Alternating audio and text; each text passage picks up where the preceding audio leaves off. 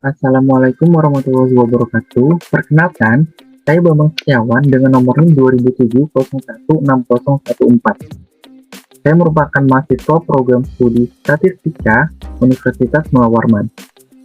Tujuan dibuatnya video ini adalah untuk memenuhi tugas akhir mata kuliah Statistika Komputasi sebagai pengganti dari UAS. Di sini saya akan melakukan analisis untuk satu contoh kasus dengan materi ANAVA satu arah. Sebelum kita melakukan analisis, saya berikan terlebih dahulu materi singkatnya.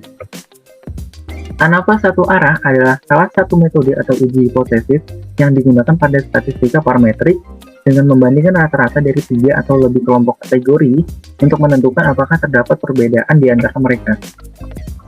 Untuk langkah pengerjaannya, terdapat 4 langkah, di mana untuk langkah pertama dan kedua ialah asumsi dari ANAVA satu arah yang harus dipenuhi.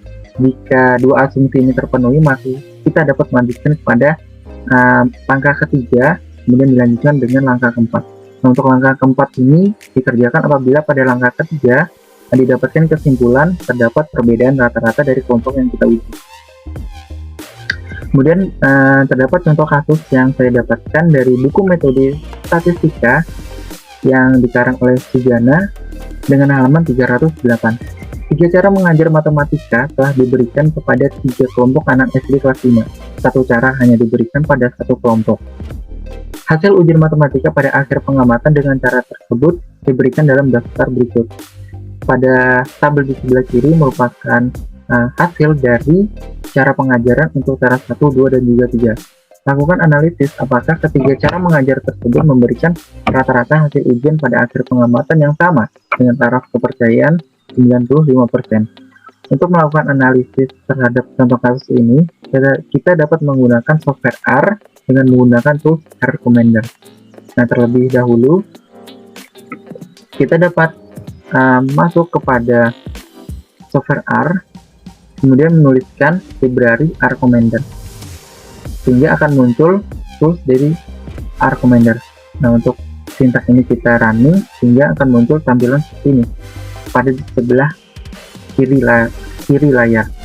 Nah, di sini ini adalah merupakan tampilan dari R Commander. Di sini pertama-tama kita dapat memasukkan data yang kita miliki terlebih dahulu. Kita ke data, kemudian bentuk data terbaru, untuk namanya sembarang saja. Mungkin saya memasukkan ANAVA satu arah. Kemudian kita klik OK. Karena data kita ada 22 data, maka untuk barisnya kita buat 22 data juga, mengikuti data. Nah, sedangkan untuk kolom, kita buat 2. Yang kolom pertama ialah hasil, untuk memasukkan data kita, kemudian kolom yang kedua ialah cara, kelompok dari faktor yang kita miliki. Dan di sini, untuk hasil pertama kita masukkan cara pertama. Ada 89, 93, 75, 69, 83, 99, 69, 57, dan 85. Kemudian untuk bicaranya kita masukkan angka 1 sebagai simbol dari cara pengajaran pertama. Begitupun pada cara kedua dan ketiga.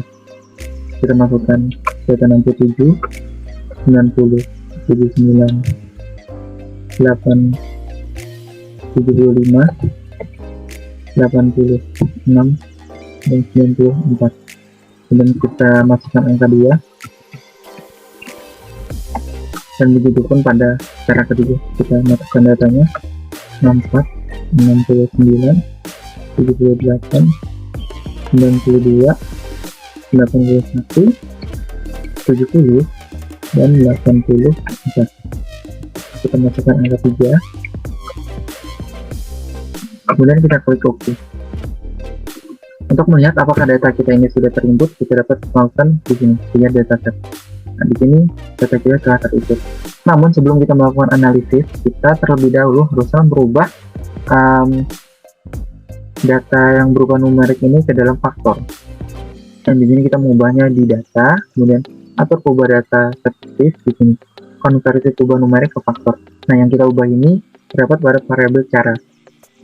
Kita klik sediakan nama level, kemudian kita klik OK. Kita klik yes. Nah, di sini untuk yang pertama kita masukkan kode C1 sebagai simbol dari cara pertama, yang C2 sebagai cara kedua, dan C3 sebagai cara ketiga. Kita klik OK. Nah, di sini yang tadinya angka 1 dan 3 pada variabel pada faktor cara telah berubah menjadi C1, C2, dan C3, berubah menjadi faktor. Jika telah seperti ini, kita dapat melakukan analisis. Nah, di sini saya ingin melakukan langkah pengerjaan secara keseluruhan, lalu dilakukan analisis. Jadi, untuk analisisnya itu kita kerjakan di akhir pengerjaan.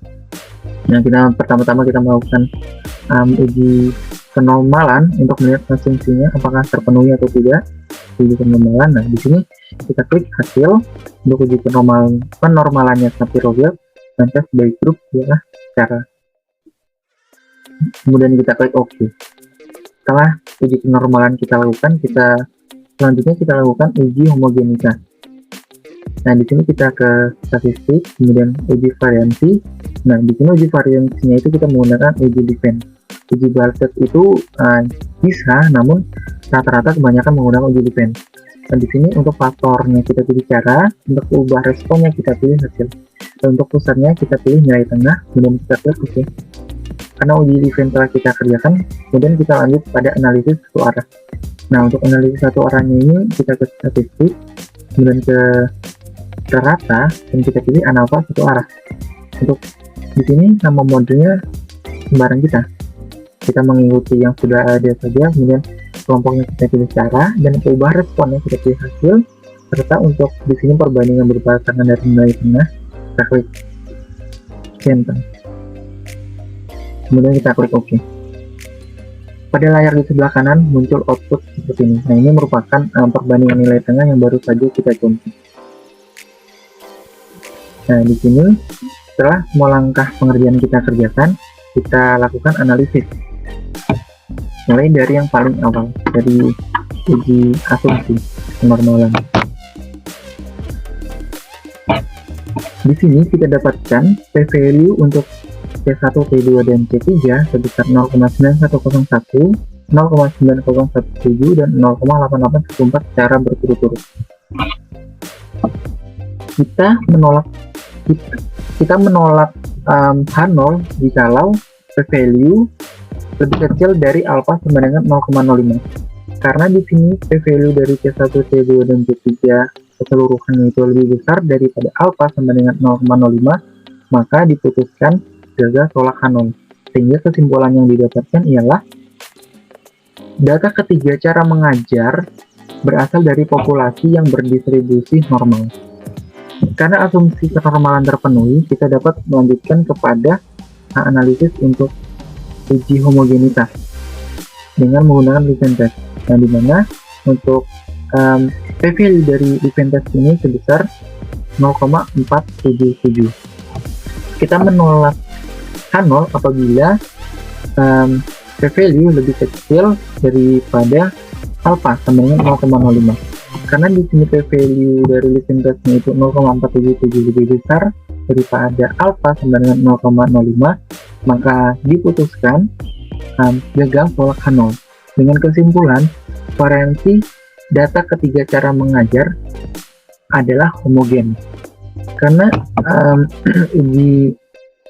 karena asumsi homogenitas terpenuhi juga, maka kita dapat melanjutkan analisis kepada ANALPHA satu arah, yang dimana untuk analisis ANALPHA satu arah yang telah kita kerjakan didapatkan p-value-nya sebesar 0,735.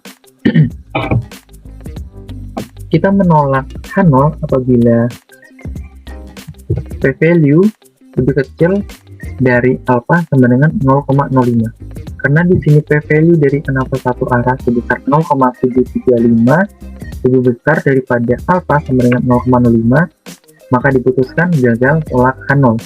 Sehingga kesimpulan yang didapatkan ialah tidak terdapat perbedaan rata-rata hasil ujian matematika pada akhir pengamatan dari ketiga metode pengajaran yang telah diberikan. Nah, karena diputuskan gagal pola K0 dengan kesimpulan tidak terdapat perbedaan rata-rata hasil ujian matematika pada akhir pengamatan dari ketiga metode cara mengajar yang diberikan, maka tidak diperlukan melakukan uji lanjut. Uji lanjut ini kita lakukan hanya ketika kesimpulan yang didapatkan ialah terdapat perbedaan rata-rata. Namun di sini kita pada ANAFA 1 arahnya itu tidak terdapat perbedaan rata-rata. Nah, sedangkan untuk pada output di sebelah kanan ini, nah ini juga memberikan informasi untuk apakah terdapat perbedaan rata-rata atau tidak. Jikalau garis horizontal pada layar di sebelah kanan ini berpotongan dengan garis vertikal di tengah, maka itu artinya kesimpulannya ialah tidak terdapat perbedaan. Namun jikalau garis horizontal dari ketiga garis ini tidak berpotongan pada garis vertikal di tengah, maka kesimpulannya itu terdapat perbedaan. Tapi karena ketiga garis horizontal ini berpotongan pada garis vertikal di tengah, maka kesimpulannya ialah tidak terdapat perbedaan. Jadi seperti itu interpretasi dari layar di sebelah kanan ini. Baik, jadi seperti itu saja analisis contoh kasus untuk ANAFA 1 arah dari saya, Bambang Setiawan. Kurang lebihnya saya mohon maaf. Saya ucapkan terima kasih. Wassalamualaikum warahmatullahi wabarakatuh.